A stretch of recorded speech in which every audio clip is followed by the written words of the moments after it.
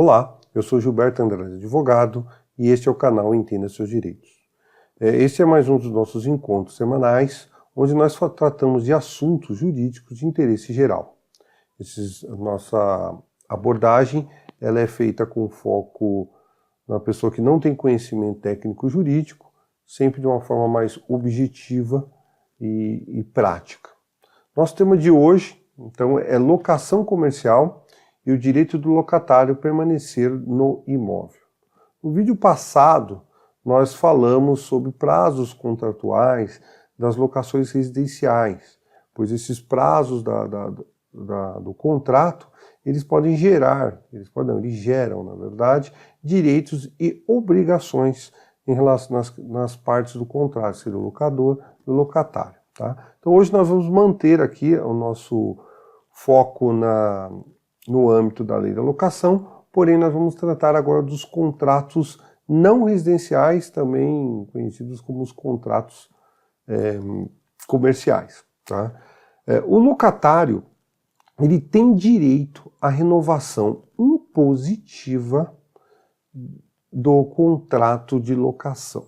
Ou seja, se você preencher alguns dos aqueles requisitos que a lei determina, o locatário vai poder chegar para o proprietário, para o locador e falar: olha, eu quero permanecer no imóvel, e essa permanência ela não estará dependendo da vontade do locador, ele será obrigado a aceitá-la. Tá? Quais são os requisitos, então, que a lei de locação impõe para que o locatário possa ter esse tipo de vantagem? São três, basicamente. Contrato escrito e com prazo determinado, prazo mínimo ou soma de prazos contratuais de 5 anos, e atuar no mesmo ramo pelo menos 3 anos. Tá? Então vamos falar um pouquinho de cada um deles. Contrato escrito e prazo determinado.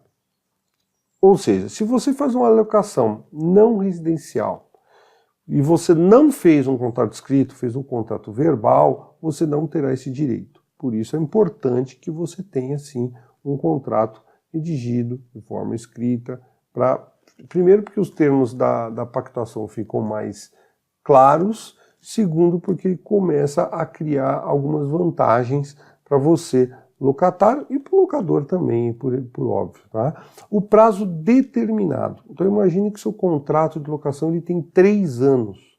Tá? Dentro desses 3 anos, ele tem um prazo determinado que é 3 anos, porém, como você não atingiu o prazo mínimo de 5 anos, você ainda não terá o direito da renovatória. Você pode sim terminado esse contrato, se nenhuma das partes se manifestarem e continuar o pagamento, o valor reajustado, tudo certinho, o contrato ele vai ter continuidade por prazo indeterminado.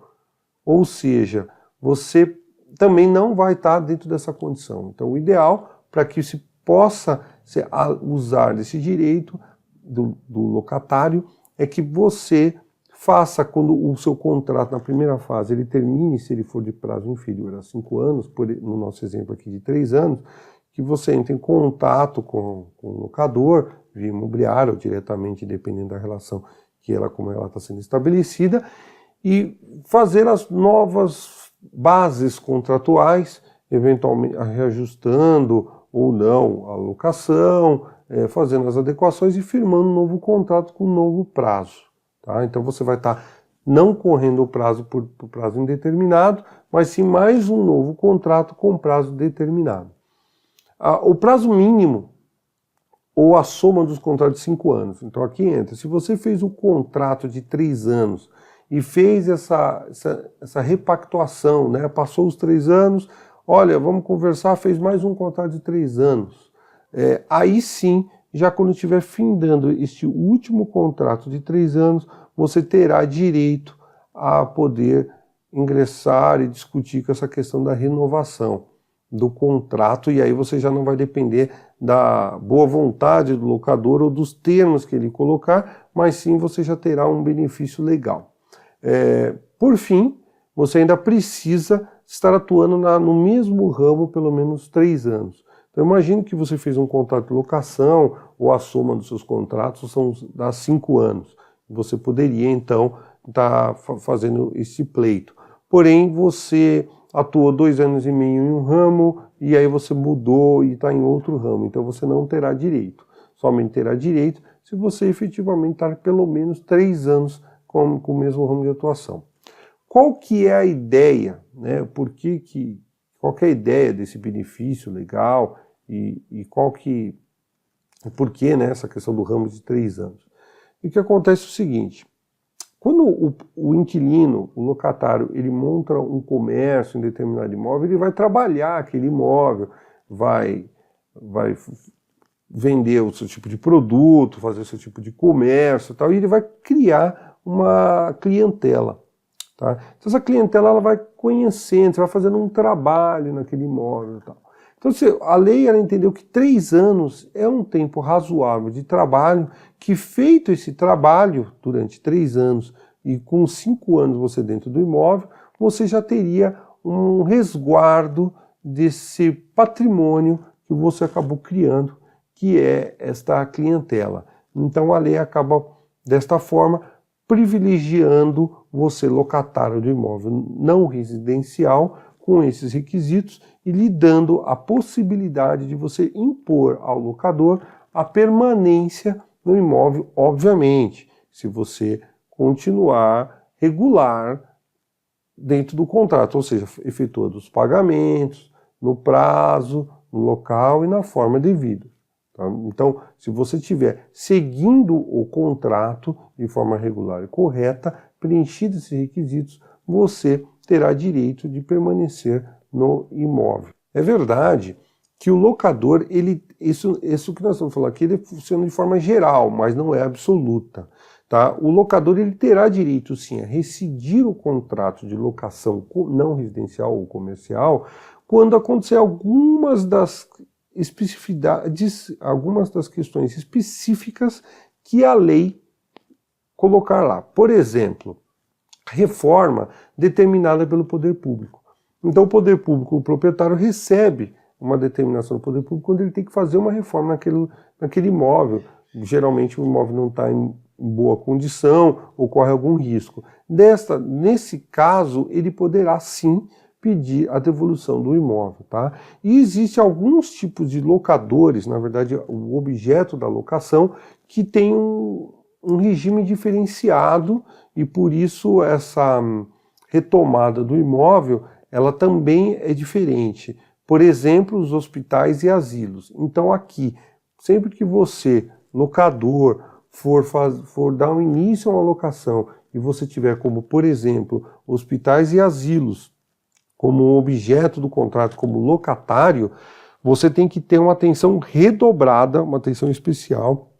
Não deixe de ter um profissional te auxiliando nesse momento, porque esse tipo de locação, ela tem alguns requisitos e esse inquilino, para ele poder ser despejado, para ele sair, ele tem alguma maior dificuldade, tá? Até por conta, a lei, ela visualizando a questão humanística e o objeto, pessoas doentes, cirurgias, asilos, pessoas idosas e tal, ela cria uma proteção maior para esse tipo de inquilino. Então você, proprietário, quando for fazer esse tipo de locação, você tem que estar resguardado ou pelo menos ciente de quais são as características desse tipo de locação, até para que você faça e possa cobrar uma locação já considerando também essas peculiaridades dessa locação. Bom, então na prática, você locatário verifica que você preencheu todos aqueles requisitos e você diz o seguinte: olha, eu quero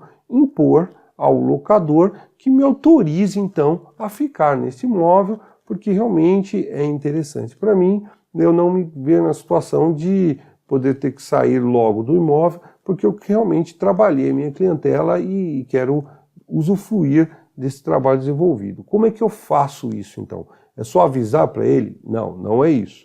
Você terá que ingressar com uma ação chamada renovatória. Você precisará contratar um profissional, um advogado, que ele vai entrar com essa ação, demonstrando para o juiz que você preencheu esses requisitos de lei, onde o juiz vai falar, olha, então você, inquilino, pode sim ficar no imóvel por esse prazo novamente. Então ele vai te dar o prazo e você vai ficar naquela locação novamente. Quando, importantíssimo, quando você deve entrar com essa ação?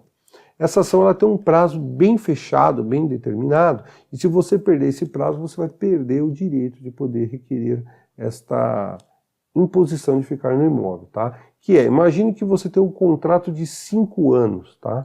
Então 5 anos seu contrato vai vencer.